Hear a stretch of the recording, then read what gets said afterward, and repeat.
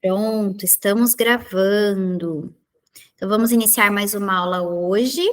Nós vamos estudar sobre as matriarcas, né? Vamos começar estudando sobre as 3 primeiras matriarcas hoje. E vamos estudar todas as grandes mulheres na história do judaísmo, né? Que são espelhos para nós na nossa Torá. Então, a primeira que nós vamos estudar é a história de Sara. A Sara passou a vida dela ensinando a verdade. Sara foi a primeira das 4 matriarcas da nação judaica, junto com seu marido Abraão. Ela ensinou milhares de pessoas o monoteísmo, a crença em um Deus único, e 3 milagres ocorreram na sua tenda em sua vida. A Torá conta que a nuvem divina pairava sobre a sua tenda, que as velas de Shabat que ela acendia permaneciam acesas durante toda a semana e que o pão da halá que ela trançava permanecia fresco e saboroso de uma sexta-feira até a outra sexta-feira. Então, eles fizeram os 3 grandes milagres que Deus fazia na tenda de Sara. Já pensou, gente? Você acendeu uma vela, eu acho que é como se fosse aquelas velas de 7 dias, né? Assim, ela acendia a vela na sexta-feira, quando chegava na outra sexta-feira para ela acender de novo, eu acredito que a vela se apagava, terminava, e daí ela conseguia acender novamente, mas durava a semana inteira, né? E o pão também, a ralá que ela fazia, ficava fresca e saborosa, né? Macia, durante a semana toda.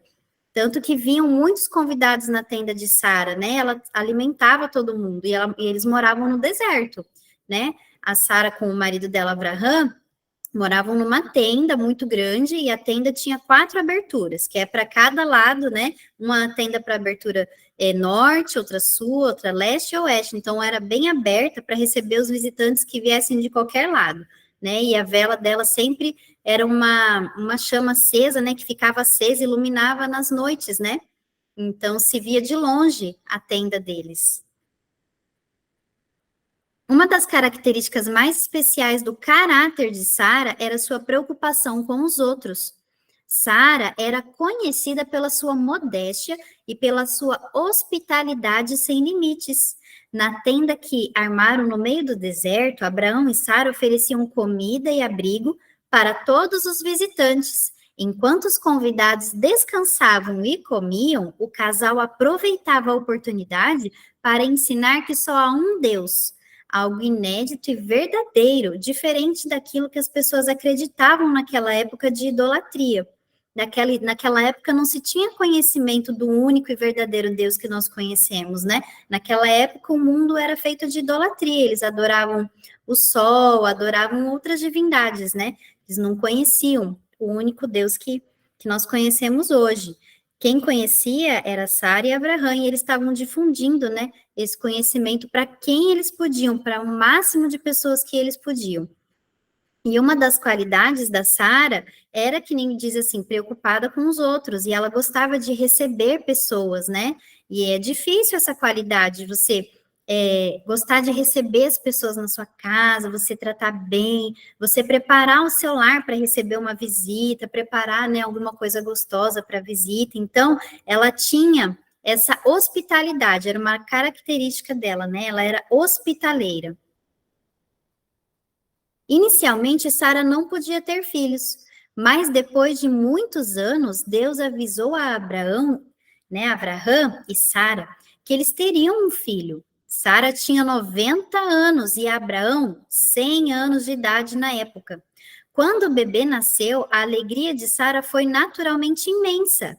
Ela comentou: Kol Ashomea Itzhak Li. Todos que ouvirem a notícia ficarão felizes por mim. A alegria de Sara estava em saber que outros estavam felizes, e é por isso que Deus mudou o nome dela de Saraí, que era como ela era chamada antes, para Sara. Antes ela era chamada de Saraí, né? Ou Sarai, não era Sara. Deus mudou o nome dela depois para Sara, né? Porque o nome dela antigamente, Saraí, significava minha princesa. Minha princesa, por quê? Ela era princesa de Abraão. Então, Deus, diante do carinho dela pelos outros, decidiu que ela não era só a princesa de Abraão, mas do mundo todo. Então, ele mudou o nome dela para Sara, que significa a princesa. De Sara, as mulheres judias herdaram a habilidade de crer em Deus e de ensinar a nossa fé para as pessoas ao redor. Ao seguir os passos de Sara, somos capazes de realizar grandes coisas para nós mesmas, nossas famílias e o mundo. Sara faleceu aos 127 anos e foi enterrada na Meará Hamakpelá, em Hebron. Então, Sara teve filho com 90 anos, né? E faleceu aos 127. Então, o filho dela estava com mais ou menos uns 37 anos, mais ou menos, quando ela morreu. Ele não era um menininho, já era um homem formado, filho dela. Vamos falar sobre o sequestro de Sara? Vocês sabiam que Sara foi sequestrada não uma vez, mas mais de uma vez? Vocês sabiam? A vida dela não foi fácil, não, gente. A vida dela não foi fácil. Então, pense que ela teve que sair da terra dela, né? Deus falou: peguem as coisas de vocês e vocês vão ir para a terra que eu vou mandar. Pega aí as malas, façam as caixas de mudança e vamos que vamos. Vamos todo mundo se mudar. Então, ela teve que se mudar. Então, foi sequestrada várias vezes, não conseguia ter filhos, então foi sofrida a vida dela, não foi as mil maravilhas, né? Não é porque ela era a nossa primeira matriarca, esposa de Abraão, que tudo era fácil na vida dela. Ela teve muitas lutas, mas em nenhum momento ela deixou de ser hospitaleira, de ser bondosa, ela continuou firme e forte. Então, essa é uma lição boa que a gente pode tirar para a nossa vida. Pode falar, Rafael. E às vezes Deus manda dificuldade pra gente para nos testar, para ver se a gente ainda vai ficar. Exatamente, exatamente. Então, a gente vai falar um pouquinho sobre o sequestro de Sara. Então, foi antes dela engravidar, foi com 75 anos, a Abraham tinha, e ela tinha 65 anos. Eles deixaram Harã, onde sua família se estabeleceu, depois de deixar Ur-Kasdim. Então, eles moraram em Ur-Kasdim, depois eles foram para Harã, e depois eles foram para Canaã. E depois eles tiveram que se mudar de novo. Eles tiveram que ir para o Egito, porque a fome chegou, né? Lá na terra que eles estavam, em Canaã. Então, pensa quantas vezes eles tiveram que se mudar, né? Eles não podiam se fixar num lugar só. Sempre acontecia alguma coisa e Deus pedia para eles mudarem. Então, se Sara fosse uma pessoa assim que não gostasse de mudanças na vida dela, e ela ia sofrer muito, né? Então, ela aceitava os comandos do Eterno, e ela foi uma grande auxiliadora do esposo dela, ela estava sempre auxiliando ele. Então, não foi fácil realmente a vida dela, viu? Então, quando eles estavam lá em Canaã, a fome chegou. E o que eles tiveram que fazer? Eles foram forçados a viajar lá para o Egito. Então, a Sara, ela era uma mulher muito linda. Ela era linda por dentro e por fora, fisicamente também.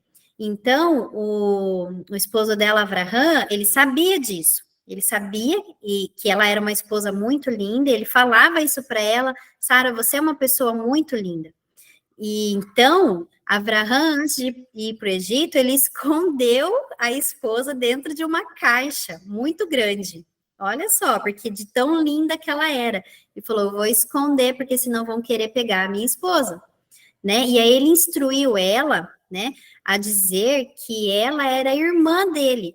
Então ele falou: Sara, se te pegarem, você não fala que você é minha esposa, porque senão vão me matar, né?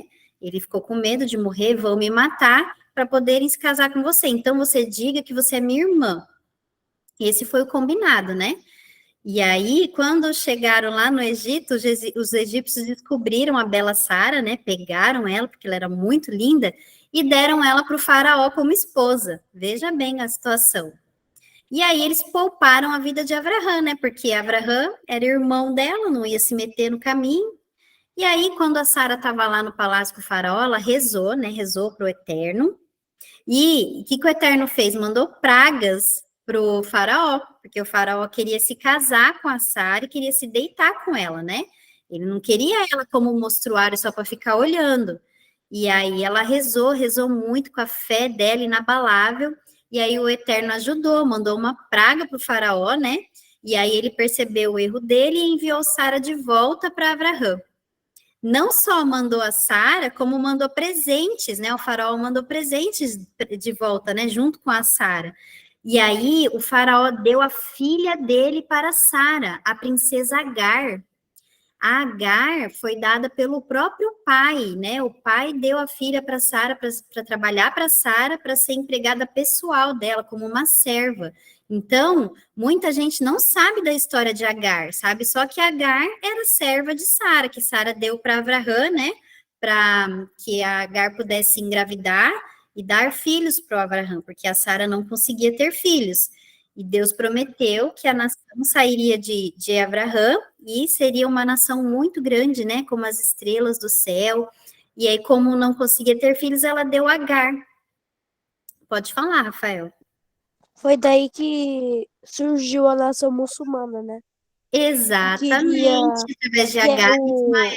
eles teve um filho e o filho era um bastardo que queria as terras do as nossas terras que é de direito do qual é o nome do cara? Ismael, né? Foi Do Ismael. Ismael.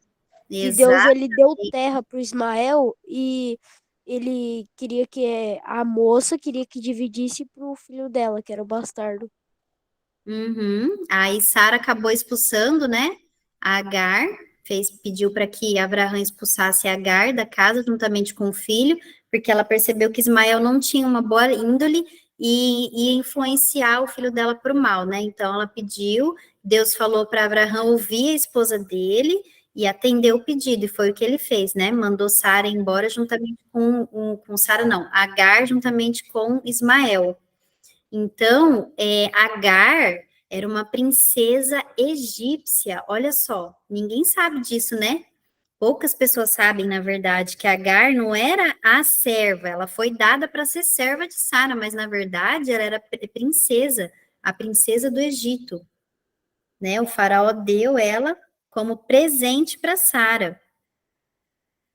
Essa sequência de eventos se repetiu quando Abraão e Sara estavam peregrinando em Gerar. Então, quer dizer, Sara foi sequestrada novamente, coitada, lá em Gerar, após a destruição de Sodoma. Já ouviram a história de Sodoma e Gomorra? Da estátua de sal? Já ouviram? Sim. Então, Eu é, não. era uma terra terrível, né? Sodoma e Gomorra eram terras terríveis, com pessoas muito más, né? Que não gostavam de receber visitas, não gostavam de fazer bondades para ninguém, não emprestavam nada para ninguém, não aceitavam visitas. Era terrível, era uma terra terrível. E Deus falou que ia destruir a terra, né? Como não havia o mínimo nem de 10 homens justos, Deus acabou destruindo a terra de Sodoma e Gomorra. Ah, é verdade. Eu já ouvi a história. Da estátua de E sal, né? Que a mulher olhou sim, para trás e ah, virou uma estátua de ele olhou para trás e morreu. ela virou uma estátua de sal. Deus falou, não olhe para trás. Ela olhou, né? Na hora que ela É por estava. causa que eles eram as únicas pessoas que estavam no na cidade que era bom e acreditava. Uhum. Era E sobrinho, sobrinho de. por uma pessoa, livrou a família inteira, mas assim, por causa que se não fosse essa pessoa, a cidade inteira ia morrer. É verdade, você viu? Eu Então, já Abraão se apresentou como seu irmão ao rei Avimele. Então, o rei Avimele sequestrou a esposa, né, de Abraão, e de novo Abraão fez a mesma história, diz que a Sara era irmã dele, né? O Abimele era rei dos filisteus. Daí ele pegou a esposa para se casar com ela, com a Sara. Deus apareceu ao rei Avimele em um sonho, ameaçando-o de morte se ele não libertasse Sara. Ele imediatamente devolveu Sara ao seu marido. Então ela foi sequestrada aí 2 vezes, né? A Sara. Alguém tem alguma consideração para fazer a respeito de Sara? Aí a gente vai para a nossa próxima matriarca, que é a Rebeca, a Rívica. Vamos falar um pouquinho sobre a Rivka, então, a moça do poço de água, superando o passado. A Rebeca, a Rivka, foi a segunda das 4 matriarcas da nação judaica. Embora tenha sido criada em meio a um ambiente imoral e de maldade, Rívika exerceu um papel fundamental no nascimento do povo judeu. Com todas as outras matriarcas, sua alma era repleta de qualidades maravilhosas. Talvez a principal delas tenha sido a sua bondade. Quando Yitzhak, filho de Abraão, chegou a uma idade própria para se casar, Abraão enviou seu servo Eliezer em uma missão, encontrar uma noiva ideal para Yitzhak. Então, antigamente, lá naqueles tempos, eram os pais que arrumavam as noivas para os seus filhos, né? Aí, no caso, Abraão enviou Eliezer, que era um servo leal, que ele confiava, para achar uma boa noiva para o seu filho Isaac. E o Eliezer era uma pessoa muito temente a Deus, então ele rezou para o Eterno, né? Conversou bastante com Hashem, pediu ajuda, né? Para que ele conseguisse encontrar a noiva ideal para o filho do seu servo, né? De Abraão. Após longa viagem, Eliezer finalmente alcançou um vilarejo. Quando Rívika o avistou se aproximando com sede, ela se apressou para dar água não somente para ele beber, mas também para todos os seus 10 camelos. Surpreso com a surpreendente generosidade da moça, Eliezer percebeu que essa seria a esposa perfeita para Yitzhak, né? E assim foi, Yitzhak e Rebeca se casaram, mas ficaram 20 longos anos sem conseguir ter filhos. Depois de muitas rezas, Rebeca deu à luz a meninos gêmeos, Yaakov e Esav, né? Jacó e Esaú. Então, vocês viram que a nossa primeira matriarca tinha dificuldades de engravidar, não conseguia ter filhos, lembra? Foi um teste que Deus mandou para ela. Pode falar, Rafa. Ela, a mulher e o homem orou para vir um filho, aí depois de alguns anos veio 2 filhos. Veio 2 Deus filhos. veio em dobro. Veio em dobro, a bênção vem em dobro. Mas então, a nossa primeira matriarca teve dificuldades, a nossa segunda matriarca também teve dificuldades para engravidar, e são testes que Deus enviou para elas, né? Agora vocês vejam só, pensa lá. Vocês estão pegando água, se imaginem naquele tempo lá, vocês estão pegando água para levar para a família de vocês, ou para vocês beberem, né? E aí estão lá no poço. Aí quando vocês veem de longe, tá vindo um homem chegando lá com 10 camelos. O que as pessoas fariam normalmente? Elas iriam beber água bem rapidinho e iam sair correndo embora, né? Para não ter que ajudar, não é? Não era isso que as pessoas iam fazer? A Rívika não, ela foi diferente. Ela viu que estava se aproximando um homem com 10 camelos e se apressou a pegar água para poder dar de beber para eles, porque viu que eles estavam com sede, né? Então, ela foi muito bondosa e generosa. Ela não saiu correndo, né? Tipo, eu vou embora daqui para não ter que dar água para eles, para não ter que ajudar, né? Então, através dessa atitude, essa atitude chamou a atenção de Eliezer, né?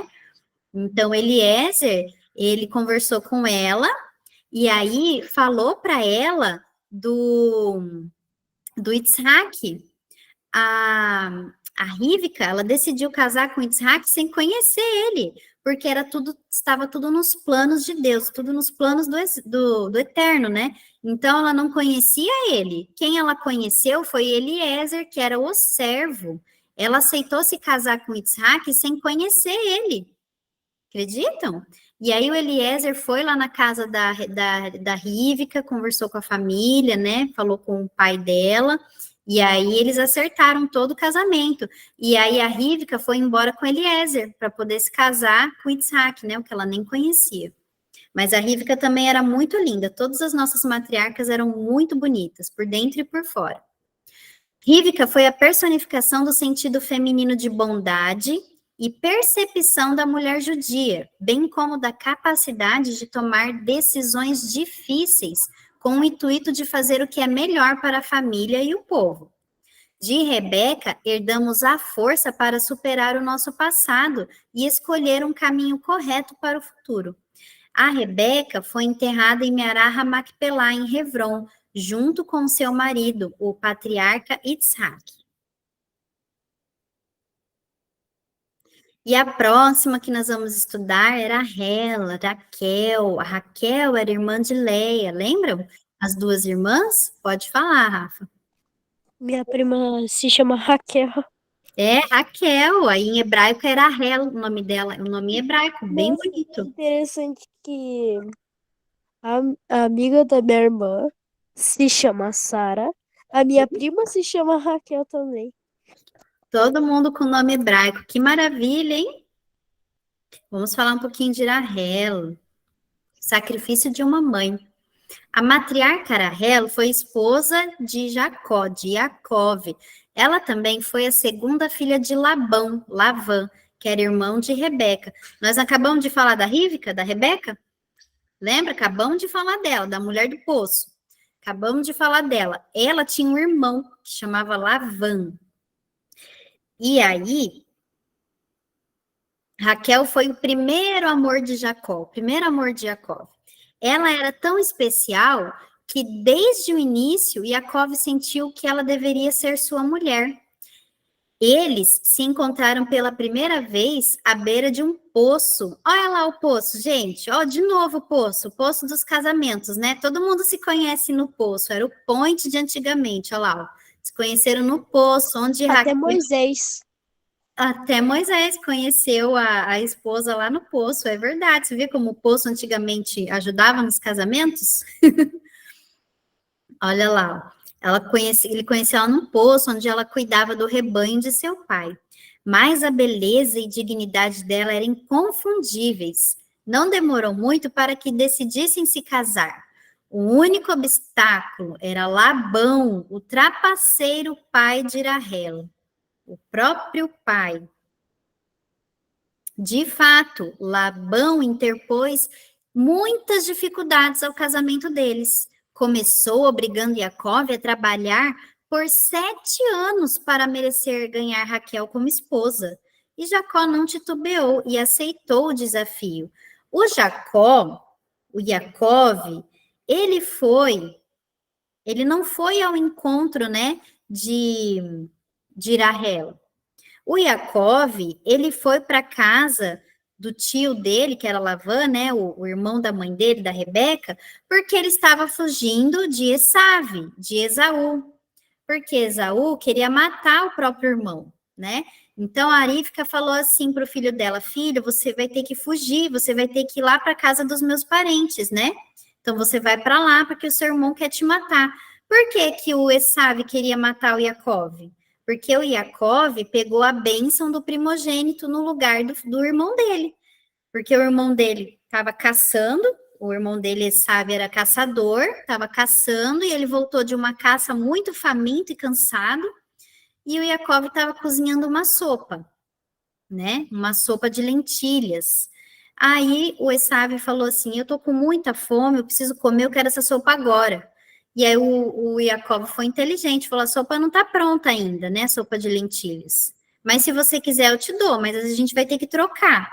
Aí o Esav falou: mas o que, que você quer no lugar? E porque o Jacob percebeu que o Esaú não ligava para a bênção do primogênito, né? Que o pai dele ia dar. E aí ele falou: tudo bem, eu vou trocar minha primogenitura, essa bênção aí que não serve para nada, pelo prato de sopa, porque eu preciso me alimentar, eu tô com fome. E aí fizeram a troca, o Yaakov ficou com a bênção, né, do primogênito, que o pai ia dar, e o Esaú ficou com o prato de lentilhas. Daí, no dia da bênção, Yaakov foi lá e pegou a bênção no lugar, né? O pai abençoou, o pai estava morrendo, o pai dele, né, estava cego, não sabia para quem que ele estava dando a bênção, e no fim Jacó não era o primogênito, né? Mas ele pegou a bênção, e aí o Esaú, ele sabe, resolveu se importar do nada com a bênção e queria, né? Ficou com raiva do irmão, falou: ó, você pegou minha bênção, essa era minha bênção, era o meu direito de primogenitura, eu sou o primogênito, eu nasci primeiro, que eles eram gêmeos. O Yaakov, lembra que eu falei? Que a Rivka teve gêmeos, ela não conseguiu engravidar e Deus mandou 2 bebês? É, Yaakov e Esav. Só que o Esav saiu primeiro, né? Então ele era o primogênito, apesar de serem 2 bebês, ele nasceu primeiro.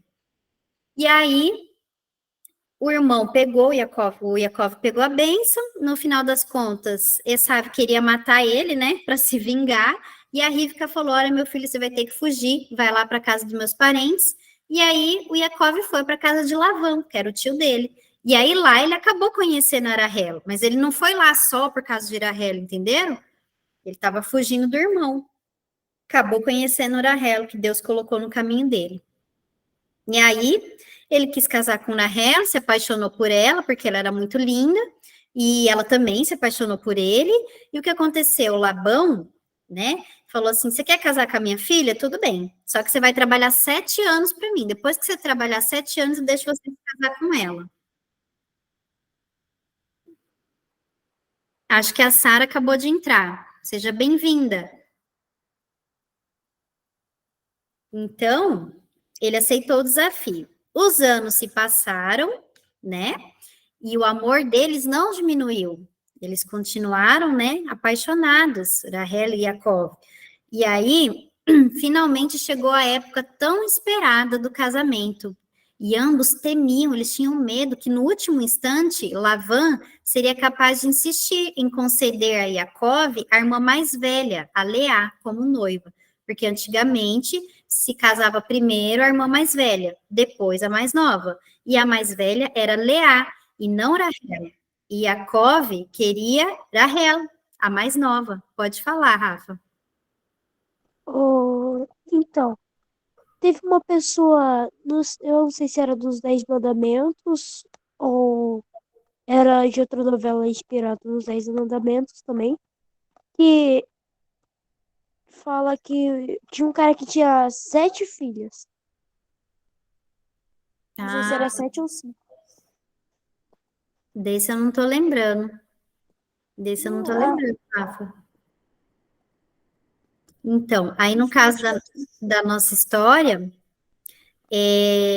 o Lavan pediu para que Yaakov trabalhasse 7 anos. O que aconteceu? Yaakov trabalhou, né, para casar com a Rahel, e aí chegou no dia do casamento, a Rahel e Yaakov ficaram com medo de, na última hora, o Lavan não deixar eles se casarem, né?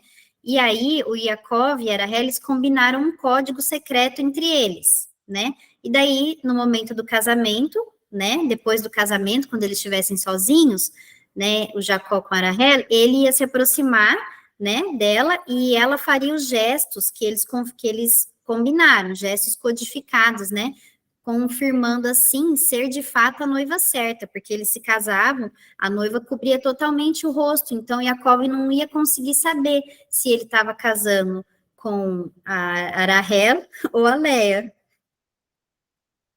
Será que era Jetro que ele tinha 7 filhas? Pode ser que passou nessa novela, né? Que tinha várias filhas, é isso mesmo. Pode ser isso mesmo.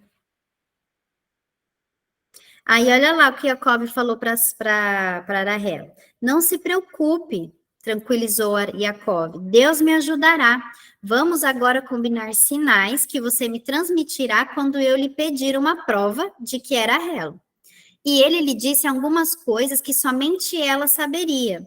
Yaakov ensinou a Rahel para que utilizasse como sinais as 3 mitzvot que pertenciam especificamente às mulheres, que nós já estudamos. Separar uma porção da massa da halá, pureza familiar e acender as velas de Shabat. Nós já estudamos essas 3 coisas, né? Então, foram os 3 sinais que ele combinou com a Rahel e só ela sabia, mais ninguém, e aí, quando eles estivessem sozinhos, ele ia perguntar, que ela estava com o rosto coberto, quais eram os sinais. Ela ia dizer e ele ia saber que ele estava se casando com a Rahel. Conforme se temia, Lavan não deixou as coisas correrem como planejado. Ele fez todos os preparativos para o casamento, mas tendo Leá como noiva. Rahel se deu conta do que estava para acontecer. Ela sabia, gente, mas ela era uma pessoa tão especial que nem se preocupou com seus próprios interesses. Ela deixou tudo de lado, todas as esperanças e sonhos, os planos há tanto tempo acalentados para o casamento e seu compromisso para com o seu noivo. A Rahel, ela fez um sacrifício muito grande, né? Porque ela era muito apaixonada, ela tinha um amor muito grande, né, por Yaakov. Então, ela realmente fez um sacrifício, porque ela pensou na irmã dela. Pode falar, amada. Shalom, Shabbat Shalom a todos. Shabbat Shalom. Pelo grande atraso, Dara. Mas Baruch Hashem que eu consegui, viu? Para conseguir colocar o tripé novamente para funcionar, que estava com defeito, deu um trabalhinho.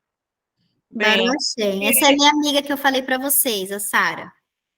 É um prazer para mim estar aqui com vocês. E eu queria aproveitar que Dara falou, né, sobre essa característica tão linda de Rachel, que nos lembra, eu não sei se eu posso chamar de crianças, mas jovens, nos lembra o seguinte: nós não devemos jamais envergonhar alguém em público, na verdade, que a Exatamente. gente aprende no judaísmo. E a nossa matriarca, ela nos deixou um grande exemplo, abdicando de do seu sentimento tão forte, de algo tão importante na vida de uma mulher, que é o momento de se unir à sua alma gêmea, né? Eles sabiam que eram almas gêmeas, os dois tinham esse entendimento. E por conta dessa situação, né, de que a irmã dela, que teria que se casar primeiro, ela abdicou de tudo, ela se autoanulou.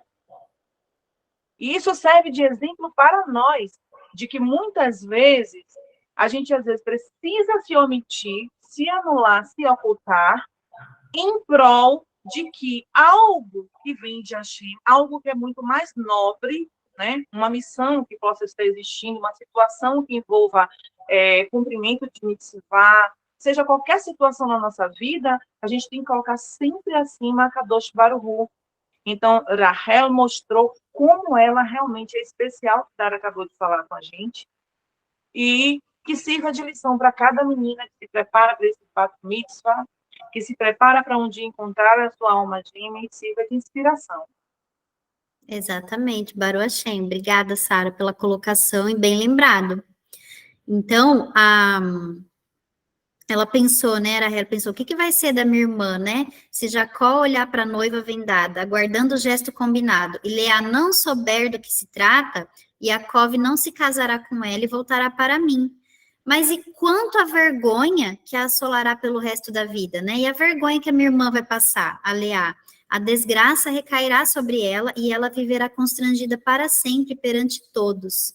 Exatamente isso que a Ravera Sara falou para a gente não pode constranger as pessoas, né, nem da nossa família, nem da nossa comunidade, né, a gente tem que fazer o máximo para tratar bem, se a gente tem alguma coisa a resolver com uma pessoa, a gente chama ela de canto para conversar, né, algum amiguinho da sala de vocês, algum parente, algum familiar, algum vizinho, né, então a gente tem que lembrar da tsiniut, do recato, né, do comportamento que a gente tem que ter, a gente não pode sair gritando, né, nem humilhando ninguém, então tem toda essa questão.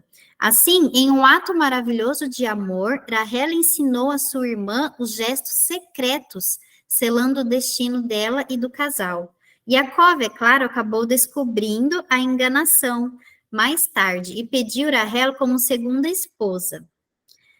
Lavan condicionou Jacó a trabalhar por mais 7 anos a fim de se casar também com Rahel. Então, tá vendo? Não foi fácil, né? Não a vida só de Rahel, mas também de Jacó, hein?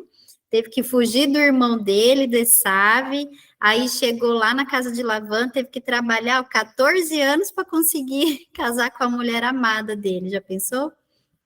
Fora outras coisas que aconteceram, né? Que se a gente fosse aprofundar, que o Lavan não pagava direito o trabalho de Jacob, né? Ele pagava sempre atrasado, ficava mudando, né, o valor do pagamento dele. Era uma história terrível. O amor de Jacob por Rahel era cada vez maior e ele aceitou o novo desafio. Então, finalmente, um outro casamento ocorreu, desta vez tendo Rahel como noiva. Como a maioria das nossas matriarcas, inicialmente Rahel não foi capaz de ter filhos. Olha lá, gente. Nossa primeira matriarca Sara, a nossa segunda matriarca Rívika e agora Rahel também com dificuldade de ter filhos. Tá vendo o teste que a Shem enviou para as nossas matriarcas, todas elas com dificuldade de ter filhos, né? Que era uma coisa tão importante naquela época, assim como é hoje também, né? Mas ela era uma mulher devotada, altruísta e compassiva. Ao perceber que o marido estava destinado a ser pai das 12 tribos de Israel, ela o encorajou a tomar outras esposas para que ele tivesse os filhos que ela não conseguia ter. Vocês viram como que Rahel era essa mulher bondosa e generosa e companheira do marido?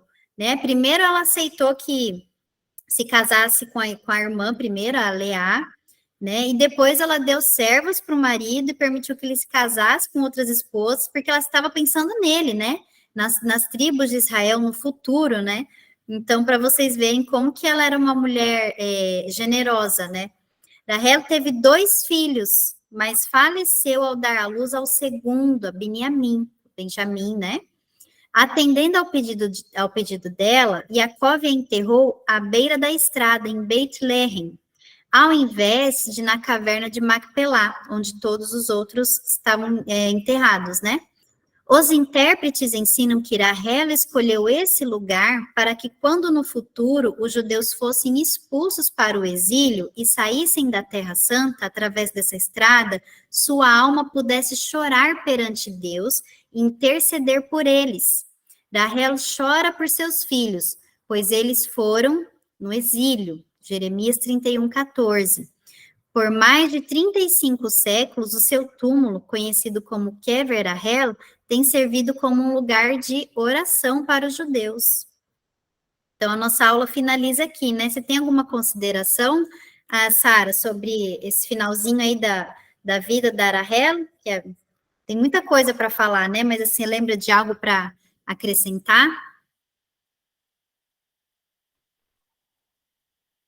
Olha, o que eu queria acrescentar, Dara, é o seguinte: nós percebemos que Rahel, ela tinha muitas mitos, né? Muitas características, qualidades positivas, e a outra autoanulação dela foi esse momento, onde ela não procurou ter orgulho.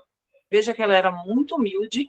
Muito Se mesmo. ela fosse uma mulher secular, ela poderia ter tido um outro comportamento, ficar aguardando, até que ela tivesse o filho. Mas como ela sabia que havia uma grande missão envolvida em todo esse contexto, né, da vida dela com Yaakov, o que é que acontece? Ela imediatamente tomou um posicionamento que iria influenciar em toda a trajetória de Ama Israel. Ela toma um posicionamento de uma mulher que é sábia, né? E assim garantindo, né, que tudo ocorresse de acordo com a vontade de Akadosh Baruch Hu, o santo bendito seja ele. É mais uma grande qualidade dela que nós podemos observar, para que nós também possamos nos inspirar, a cada menina, a cada mulher, como eu e você, tomarmos como inspiração que nem tudo vai sair de nós mesmas. Muitas vezes a Shem se utiliza de outras pessoas para que brachot grandiosas possam acontecer, né, na vida de cada um. Então, eu acho que é o que vale ressaltar nesse momento da vida dela. Todas as nossas matriarcas, né, têm exemplos, né, que podem ser seguidos, né? Nós falamos lá no início de Sara, da nossa matriarca Sara, né, das dificuldades que ela teve, que ela foi sequestrada. Falei para eles, né, da história do sequestro dela, que ela foi sequestrada 2 vezes, porque ela era uma mulher muito linda, né? Ela era não linda só por dentro, mas por fora também. E está relatado lá que os faraós e os reis queriam se casar com ela, né? Falei para eles, né? E também da nossa segunda matriarca, a Rivka. Não sei se você pegou a Rivka. E aí agora a gente falou da Rahel, que são 3, assim, grandes exemplos, né? Na semana que vem a gente vai falar de mais umas 3 ou 4, né? E aí na outra semana falamos de mais, porque são muitas mulheres, né? Para nós conhecermos ou para relembrar a história delas e tirar alguma lição importante ali, alguma característica delas que nós podemos levar para a nossa vida e que vocês podem colocar ali no dia a dia de vocês. Pode falar, Andréa. Tá. Então, com relação a Sara, eu sei que você já passou para as meninas, Pode falar. nós percebemos que grande mulher Sara foi. A qualidade de recepcionar pessoas é uma grande mitzvah, a gente Eu falei para ele. Hospitalidade, não é? Hospitalidade. Como é importante praticar a hospitalidade. Avraham Avinu não teria praticado a hospitalidade da forma que ele praticou, não fosse por sua grande mulher, por essa grande mulher que foi Sara, na verdade. Então, ela contribuiu muito em todos os aspectos falando, e a gente destaca essa característica, essa midot também, que ela tem, né, em ter amor no coração e de amparar e receber todos que aparecessem, e que a gente também deve imitar.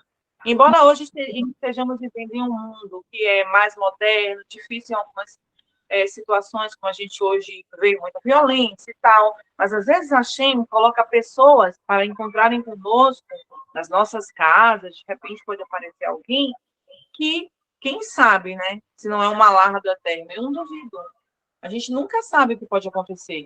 Com relação a Rivka, a bondade dela, essa midot maravilhosa de olhar e ver a necessidade, olhar além, né? Olhar além, né, Dara?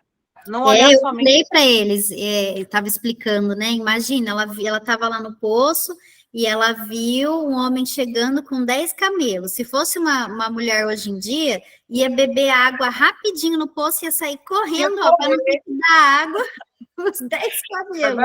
É verdade, né?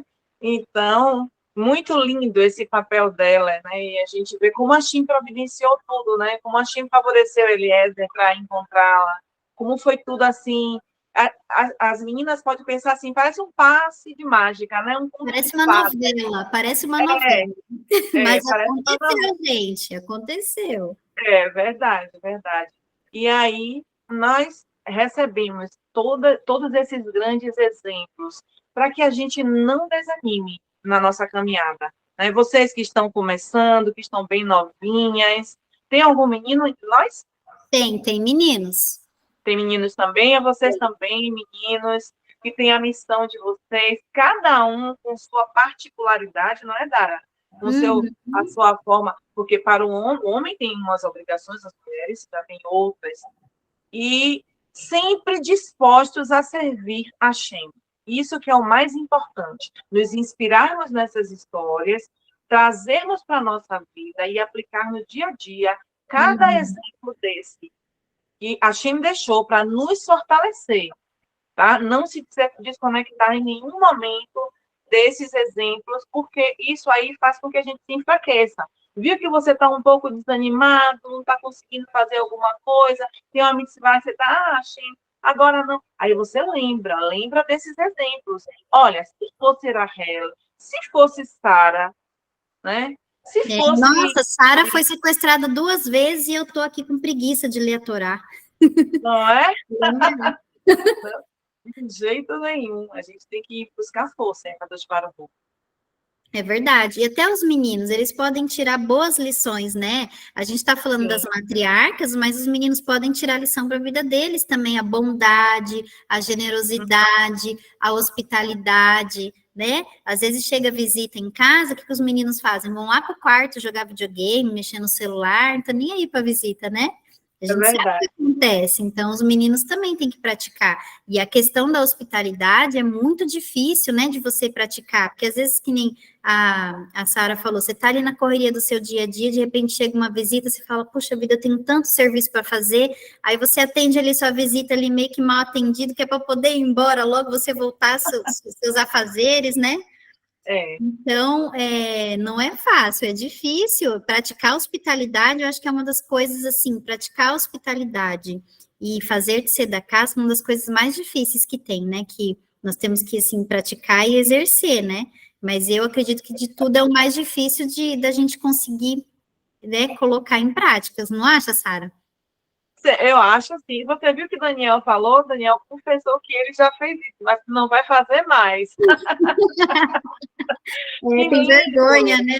Que lindo.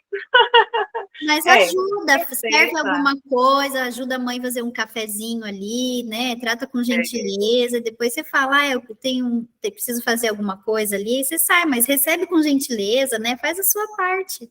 É verdade, até dá um bom dia, uma boa tarde para a pessoa que chegou em sua casa, fazer como ela diz, dar um sorriso. Eu sei que às vezes não é fácil, gente, que vem um pouco de timidez, tem meninos ou meninas que às vezes são mais recatados, faz muito mesmo, preferem ficar ali no seu cantinho, mas faz uma salinha rapidinho e depois vai cuidar do que você gosta, né? É verdade. Depois vai estar com o coração bem feliz, bem alegre, sabendo que praticou uma mitzvah importante da Torá, que fez a vontade de Hashem. Imagine o mérito que você vai ter diante de Hashem por estar fazendo isso. Não é, Dara? Isso que eu falo para eles. Eu sempre falo, toda a aula, eu falo para eles que o Eterno, não é que eu falo para vocês, que o Eterno nos envia testes, né, para ver se a gente vai fazer ou não, para ver se a gente vai cair ou não, não é verdade? E às vezes a gente deixa a oportunidade passar, né? Lembra que eu falei que às vezes Deus coloca na nossa mão, na nossa frente, a oportunidade da gente ajudar, da gente fazer de tzedakah, né? Aí coloca lá a oportunidade lá na frente do Daniel e aí Deus fica só olhando assim, ó. E olha lá, o Daniel deixou passar a oportunidade que eu dei para ele. Ai, ai, ai, né? Eu sempre falo para eles. Deus coloca tudo na nossa frente, é só a gente enxergar. É verdade. O Joshua também disse que ele é introvertido, então vai para o quarto de vergonha mesmo. Normal, eu também já fiz isso. Você já fez isso, Dara, quando você era nova? Eu já. É porque, às vezes, quando a gente é mais novo, não somos nós que recebemos a visita, é a nossa mãe, nosso pai que recebe a visita é deles, né?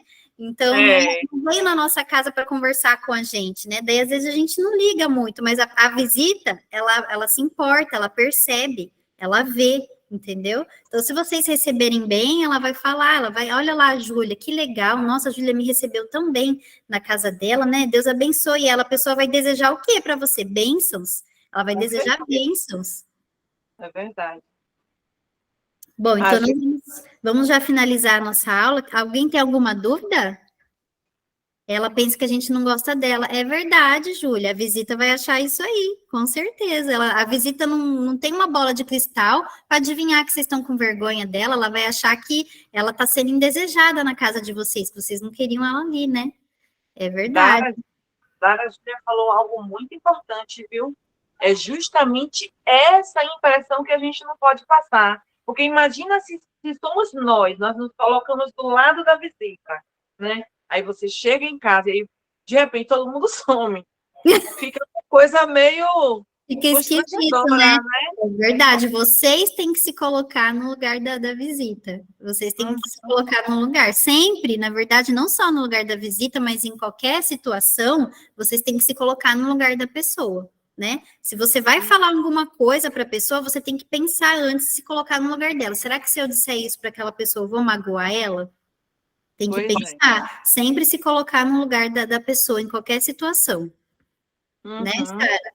Numa situação de briga, de desentendimento, né? Tem que deixar outra pessoa falar, outra pessoa se explicar, né? Olha lá a forma de comportamento que a gente tinha conversado, lembra?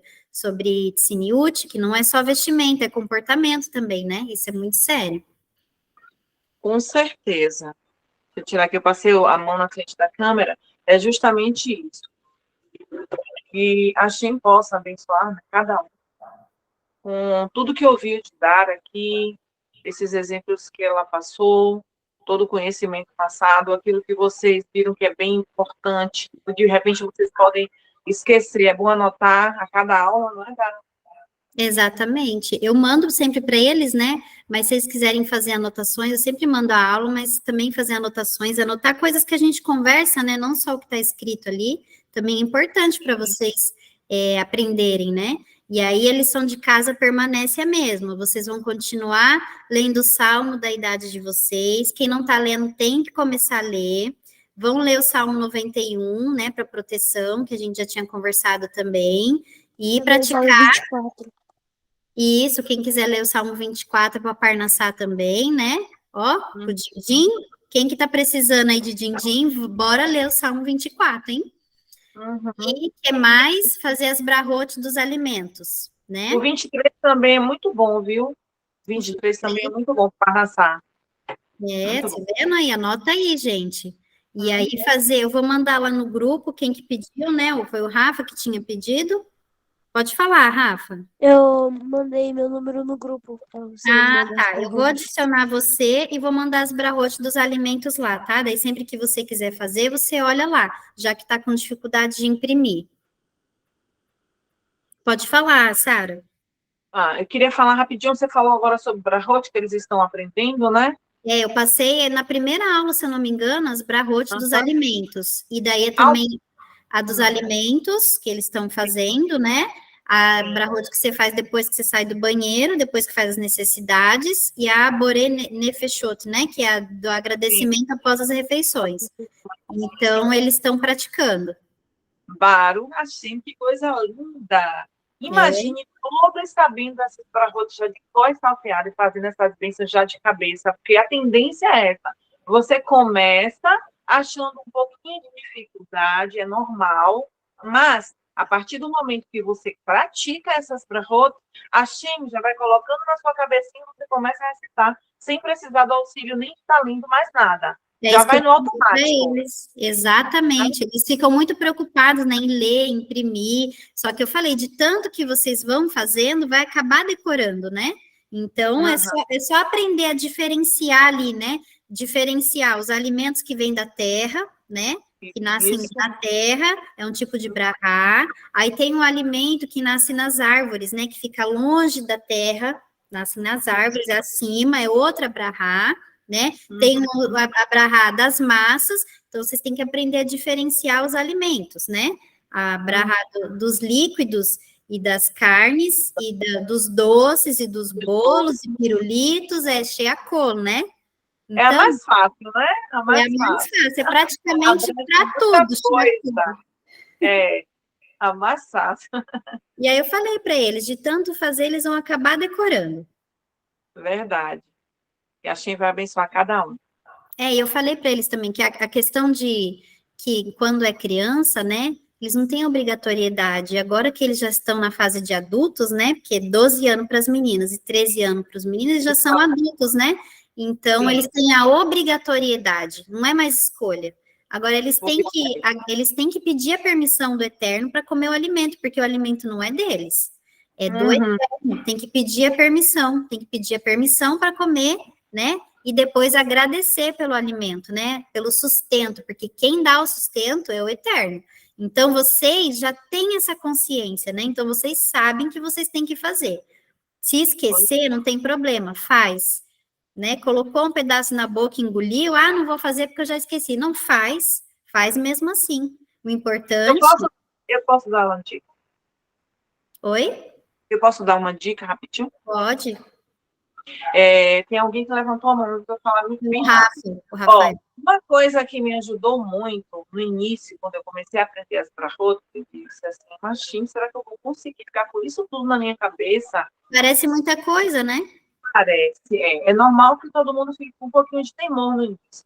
Aí eu usei uma coisa, eu sempre antes de comer, eu levanto a minha mão com algo que eu estou, se é o pão, se é a água, eu comecei a exercitar isso para que a minha memória ative imediatamente. Eu levantei o alimento, eu preciso fazer uma brahá, né?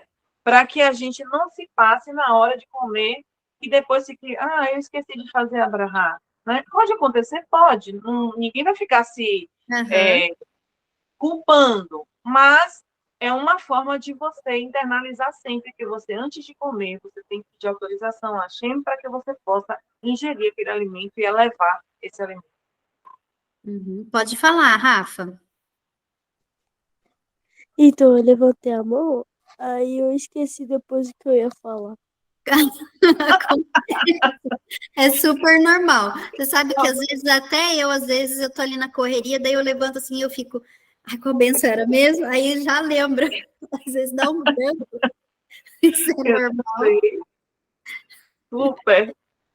É normal, Rafa, é normal. Então, por isso que eu falei que da facilidade de você imprimir e colocar na parede, né? Porque tem que estar à vista ali para facilitar, né? E aí facilita a memorização de vocês, né? Vocês vão acabar decorando e vão fazer aí de cor. De vez em quando vai esquecer, mas é normal. Acontece com todo mundo, né? Todo mundo, mas eu expliquei para eles que o motivo de fazer, né? De pedir a permissão do Eterno para ingerir daquilo, né? Que o Eterno, do sustento do Eterno, que aquilo vai voltar em bênçãos para o nosso lar, né? Para nós e para o nosso lar. Então, não é uma coisa à toa que vocês estão fazendo. Vocês podem ter certeza, viu? Que não é à toa. De jeito nenhum. Alguém mais suspendeu a mão aí? Foi. Eu acho que não. Se tem mais alguém querendo fazer mais uma pergunta, que a José Pedro, em uma refeição com vários alimentos, fazemos a bênção de todos os alimentos um por um? Olha, eu costumo fazer do alimento principal. Então, você tem um prato ali, você decide qual que é o alimento principal, que é o mais importante do prato para você. Eu faço assim, né? Então, se eu vou comer um alimento que contém carne, eu considero a carne o principal, né? Tem dias que eu resolvo fazer a bênção de cada coisa que está no prato, mas é uma coisa que geralmente é assim, né, Sara? Decide-se o que é mais, o que é principal ali, né? Do alimento. Eu aprendi o seguinte: quando nós temos pão na mesa e sal, se fizermos a brahá do pão, abrange todos os alimentos envolvidos. O amotzilin haaretz, né? Só que Só geralmente que aí, não tem, né, o pão para comer no almoço, na janta. Geralmente não tem. E aí eu sigo, na verdade eu não sigo assim uma ordem alárrica. Eu faço o quê? Sheakol, a bênção que abrange a carne, né? Que vai abranger também o suco se tiver, que é praticamente o que você está fazendo. Aí depois vem mesonot, se tiver macarrão. Se tiver macarrão. E aí vou seguindo essa regrinha. Aí vem radamar. Não está assim num padrão, mas é o que eu internalizei para fazer, foi dessa forma, tá? E aí eles vão aprendendo, a gente pode até ver numa outra aula, se você quiser colocar, tipo assim, qual é a regra e como deve ser feito, na verdade, na prática, todos os dias por eles, enquanto estão aprendendo, né? De início, agora que eles estão aprendendo, seria importante eles fazerem tudo, né? Todas as bênçãos possíveis. Então, vai comer lá um prato com arroz, feijão e carne. E batata. Faz shehakol da carne, faz o mesonote do arroz, né? Isso. O radamá da batata. E só do feijão, que agora eu me esqueci. Feijão é da terra também, né? Não, feijão. Mas o feijão tem a questão, agora eu esqueci, tem uma regra lá, porque quando tem o grão, quando aparece o grão, e quando não aparece o grão, entendeu? Eu confundo, não vou conseguir dizer agora. Não sei porque eu sei que o arroz o arroz é mesonote, né? Isso, arroz, macarrão, biscoitos, né? Eu mostrei para eles no grupo uma listinha com vários alimentos e qual era a bênção. Então, tem que pegar aquela listinha lá, ó. Eu não sei nenhuma, mas eu vou aprender. Vai sim, Joseph, né? Vai aprender sim. Exato. Vai aprender, não se preocupe. É com treino, com a prática, com exercício. Ninguém nasce sabendo de tudo, né? Tem uma outra dica que eu gostaria de dar para eles, que vai facilitar o aprendizado. Se vocês observarem, a bênção sempre começa com Baruch, não é? Aí vem Atah Hashem Elokeinu Melech Haolam. Essa parte da bênção vai repetir. Sempre repetindo. Vocês só vão se preocupar em aprender, decorar o complemento, né? Aí você já sabe, você deixa ali na gaveta o início da Brahá, que é do Baruch até Haolam, e aí complementa só com Peri Hagesen, né? Aí vai cada Brahot com a sua Sierra Adamá, Peri Adamá, que é da terra, né? Batata. Da árvore, Boré Peri Haetz. Isso, da árvore Peri Haetz. E aí vem a parte melhor, que é que vocês mais gostam, que são as guloseimas, sucos, refrigerantes, como Dara falou. Bolos, doces.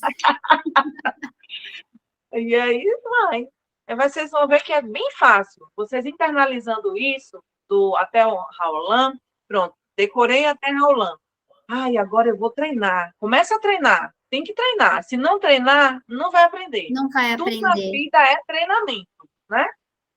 É como aprender outro idioma, né? Você tem que estar treinando, senão acaba esquecendo. Passei para eles também a bênção do Netilat Yadayim, né? Passei para eles, para fazerem. E aí eles vão treinando até aprender. Então, vamos finalizar essa aula, que já deu 1 hora, tá? Aí eu vejo vocês no próximo Shabat, então. Nós vamos continuar estudando as grandes mulheres na história do judaísmo, tá bom? Tem muitas para a gente aprender ainda, tá? Então, eu espero vocês. Então, desde já, Shavuot Tov, né? Porque daqui a pouco vai dar o horário do Rav Dalá, né? Verdade. Shavuot. Shavuot. O que é a Havdalah? Shavuot. O que é a Havdalah? Havdalah é quando a gente se despede do Shabat. Quando o Shabat está entrando, né? A gente faz o quê? O Kabbalat, o recebimento do Shabat. Quando o Shabat está indo embora, a gente faz a cerimônia de Havdalah, que é para dar tchauzinho para o Shabat, entendeu? Então, é uma cerimônia que a gente faz, que a gente cheira as especiarias, né? Que é como se fosse o incenso daquela época. Aí a gente toma vinho, né? Então, é uma cerimônia bem legal e é transmitido pelo Anusim Brasil. Então, se vocês quiserem assistir para ver como é que é, né? Vocês entram no canal do Anusim Brasil, no horário do Havdalah, e vai estar sendo transmitido para vocês verem como que funciona. Tá. Obrigada. Shavuot. De nada, meu bem. Shavuot Tov para todos. Shavuot. Obrigada. Shavuot. Obrigada pela aula. Obrigada. Parabéns por essa oportunidade. Deus abençoe. Eu que agradeço, amada. Eu que agradeço. Muito obrigada por você ter participado, né? E eu espero que na próxima nós contemos também com a sua companhia. Ai, com a ajuda de Hashem. Bezrat Hashem, a gente vai estar junto, tá? Amém. Como é que fala? Blineder? Blineder sem promessa. Eles já sabem? Eu estou ensinando eles ainda. O Blineder eu não ensinei. Deixa eu parar Sim, aqui. Aí a gente vai ficar para Vou ensinar para eles o Blineder, Blinarais, daí a gente ainda não aprendeu. Sim. Estamos indo aos pouquinhos. Rega, pouco a pouco. Pouco a pouco. É isso aí.